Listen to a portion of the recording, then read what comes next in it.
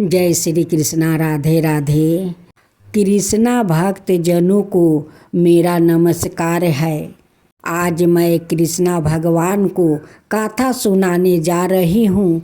आइए भक्त जनों, हम सब मिलकर कृष्णा भगवान की कथा सुनते हैं और उनकी कृपा को प्राप्ति करते हैं।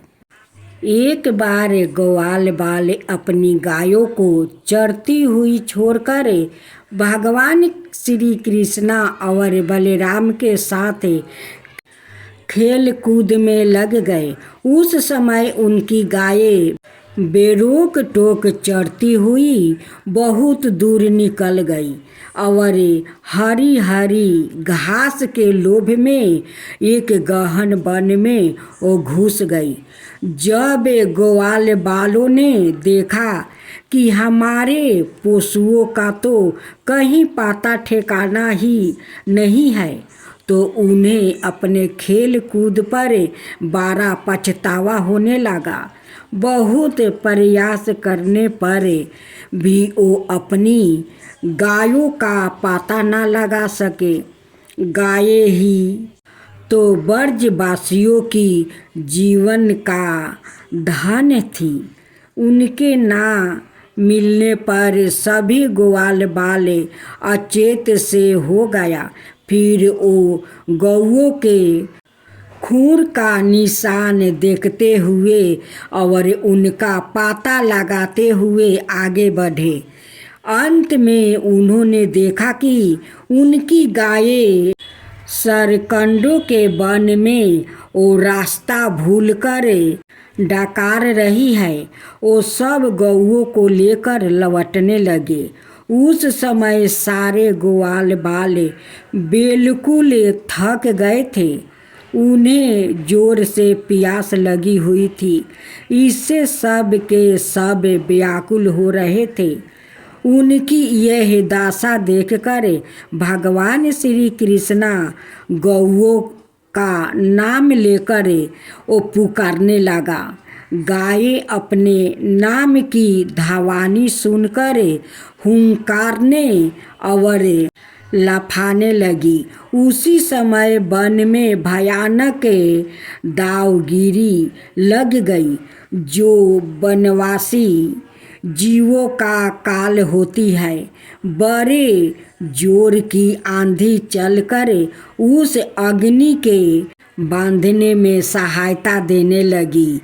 सब ओर फैलती हुई वो प्रचंड दाव अग्नि वनवासी जीवों को भस्म करने लगी। चारों तरफ जीवों की चीख पुकार से कोहराम मच गया। शेर, चीते, भालू आदि वन जीवों जो जिधर रास्ता पाते थे वो परस्पर बैर भूल कर भागने लगा। जब ग्वाल बालों और गौओं ने दाव नल को अपनी ओर वो बढ़ते हुए देखा, तब वो सब अत्यंत भयभीत हो गया। मृत्यु से भयभीत ग्वाल बाल भगवान श्री कृष्णा बलराम को घेर कर वो प्राण रक्षा की प्रार्थना करने लगे। उन्होंने कहा, प्यारे श्री कृष्णा, हम सब तुम्हारी शरण में है। हम दावन लस जराना ही चाहते हैं। हमें जल्दी बचाओ। हम लोग भाई, बंधु, मित्र, रक्षक सब तुम्हें ही मानते हैं। श्याम सुंदर, तुम्हारे सिवा कोई भी हमारा रक्षक नहीं है। हमें केवल तुम्हारा ही भरोसा है।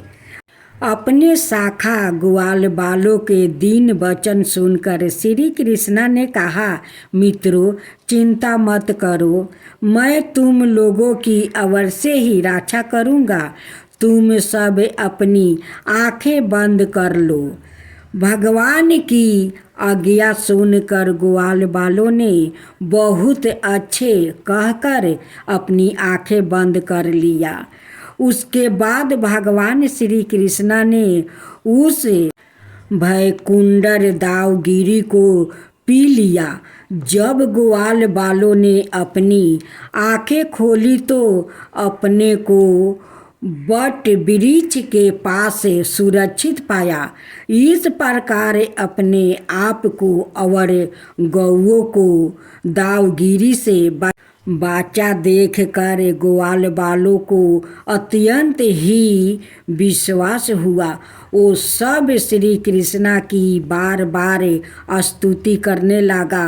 ग्वाल बालों ने भगवान श्री कृष्णा के इस अद्भुत कर्म की चर्चा अपने परिवार से की। सभी गोप मोहन की इस अलौकिक लीलाओं से आश्चर्यचकित होकर उन्हें कोई बहुत बड़ा देवता मानने लगे।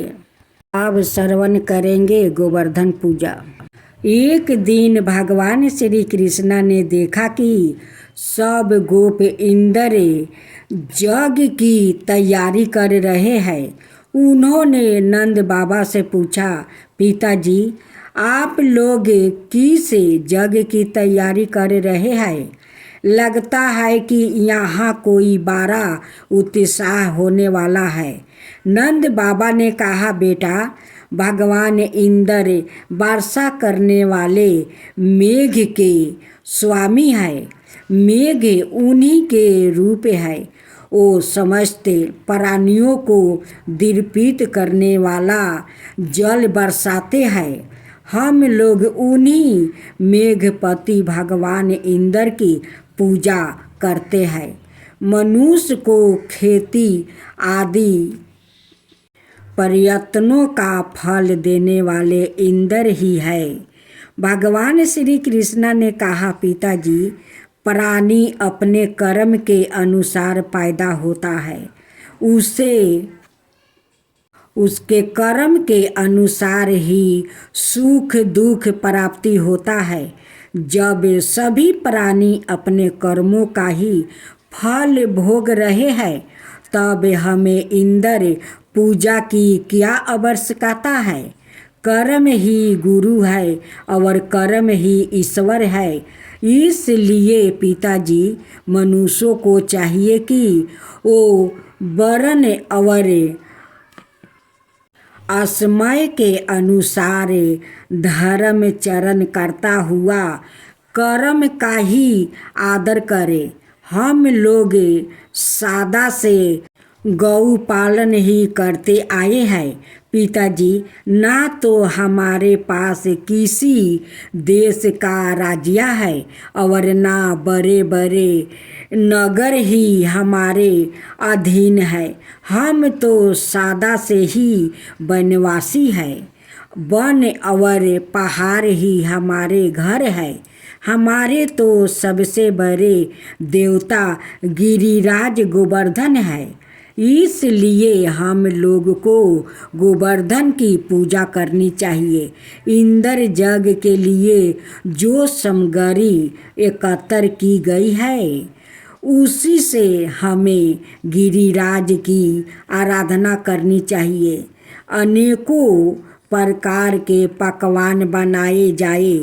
वेद पाठी ब्राह्मणों द्वारा गिरिराज की प्रसन्नता के लिए हवन कराया जाए। उन्हें अनेकों प्रकार के अन्न गाय और दक्षिणा दी जाए। गायों को चारा दिया जाए और फिर गिरिराज गोवर्धन को भोग लगाया जाए। उसके बाद सुंदर सुंदर वस्तु और गहने पहनकर गिरिराज गोवर्धन की परिक्रमा की जयकारा किया जाए। पिताजी मेरी तो ऐसी ही इच्छा है। ऐसा जग गौ ब्राह्मण और गिरिराज को तो प्रिय होगा ही। मुझे भी बहुत प्रिय है। वास्तव में भगवान श्री कृष्ण इंद्र का घमंड तोड़ना चाहते थे। नंद बाबा आदि गोपों ने भगवान श्री कृष्णा की सलाह को बड़ी ही प्रसन्नता से स्वीकार कर लिया। पहले ब्राह्मणों से सवासित वचन कहकर गिरिराज की षोडशोपचार से पूजा कराई गई, ब्राह्मणों को दक्षिणा दी गई। इसके बाद नंद बाबा के साथ सारे गोपियों ने गिरिराज की परिक्रमा की। भगवान श्री कृष्णा गोपों को विश्वास दिलाने के लिए गोवर्धन का ऊपर एक दूसरा विशाल शरीर धारण करके प्रकट हो गए और सारी सामग्री का भोग लगाने लगे। भगवान श्री कृष्णा ने अपने इस दूसरे स्वरूपों को अनाये ब्रजवासियों का साथ सवाए भी प्रणाम किया। उन्होंने कहा, देखो कैसा आश्चर्य है, गिरिराज ने सवाए प्रकट होकर हम पर कृपा की है। यह जैसा चाहे रूप धारण कर सकते हैं। जो वनवासी जीव इनका निरादर करते हैं, इन्हें यह नष्ट कर डालते हैं। आओ हम लोग अपना और गौओं का कल्याण करने के लिए इन गिरिराज को नमस्कार करें। सभी लोग विधि पूर्वक गोवर्धन जी की पूजा करके और उन्हें नमस्कार करके श्री कृष्णा के साथ ब्रज में वापस लौट आए। अब इंद्र का कोप गोवर्धन धारण। जब इंद्र को पता लगा कि मेरी पूजा बंद कर दी गई है, तब वो नंद बाबा आदि गोप पर बहुत ही क्रोधित हुआ। इंद्र को अपने पद का बड़ा घमंड था। वो अपने को ही त्रिलोक की ईश्वर समझते थे। उन्होंने क्रोध से तिलमिलाकर प्रलय करने वाले बादलों को ब्रज पर चढ़ाई करने का आदेश दिया। उन्होंने कहा, देखो इन जंगली ग्वालों को इतना घमंड हो गया है कि इन सबने एक साधारण मनुष्य श्री कृष्णा के बल पर मुझे देवराज इंद्र का अपमान कर डाला। कृष्णा नादान और मूर्ख होने पर भी अपने को बहुत बड़ा ज्ञानी समझता है। प्रलय कुंडली बादलों, तुम लोगों शीघ्र जाकर इन ग्वालों का अभिमान धूल में मिला दो, उनके पशुओं का संहार कर डालो। मैं भी तुम्हारे पीछे पीछे अपने एरावत हाथी पर चढ़कर मारुद गणों के साथ आता हूँ। इंद्र ने मेघों को इस प्रकार का आदेश देकर उनके बंधन खोल दिया। अब वो बड़े वेग से ब्रज पर चढ़ आया और मूसलाधार पानी बरसाकर सारे ब्रज को पीड़ित करने लगा। बिजलियाँ चमकने लगी, बादल आपस में टकरा कर और लड़ने लगा। भयंकर आंधी के साथ ओले बरसने लगे। ब्रज भूमि का कोना कोना पानी से भर गया। पशु और ग्वाल बालों ठंड से कांपने लगा। सब लोग इस अचानक आंधी विपत्ति से घबराकर श्री कृष्णा की शरणों में आए। वो लोग श्री कृष्णा से बोले, कृष्णा अब तो इस भयानक कष्ट से तुम ही हमारी रक्षा कर सकते हो।